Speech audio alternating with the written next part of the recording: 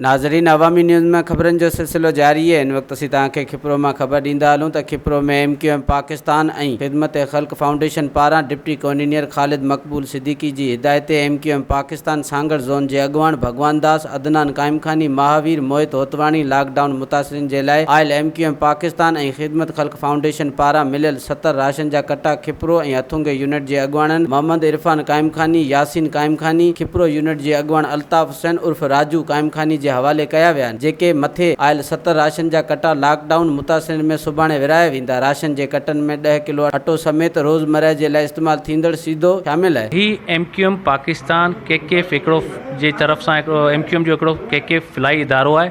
उन तरफ़ां ही जेके मुस्तहिक माण्हू आहिनि कोरोना जे करे लॉकडाउन थियल आहे शहरनि में, ऐं उन्हनि ग़रीब माण्हुनि ऐं मिसकिननि जे घरनि में असीं राशन पिया विरायूं।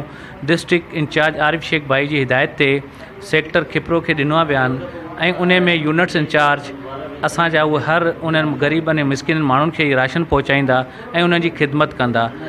के जो इदारे जो नालो ई ख़िदमत करणु आहे ऐं ख़िदमत कंदा, असांजो कम ई शेवा आहे। 100 कट्टा माण्हुनि जी ग़रीबनि जी ख़िदमत करण में विरिया आहिनि। इहे असांखे MQM पाकिस्तान जी तरफ़ां आया आहिनि। असां ग़रीबनि जी ख़िदमत करण में विरिया आहिनि।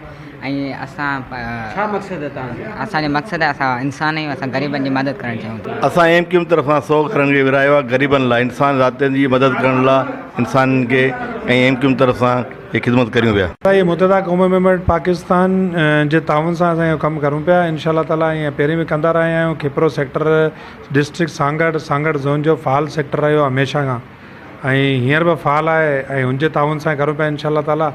असां सां जेको थिए थो, जेको असांजो हाल आहे उन हिसाब सां असां बि ग़रीबनि खे जेको कोरोना वायरस जो मसइले में जेको बि थिए सघे थो असां करूं।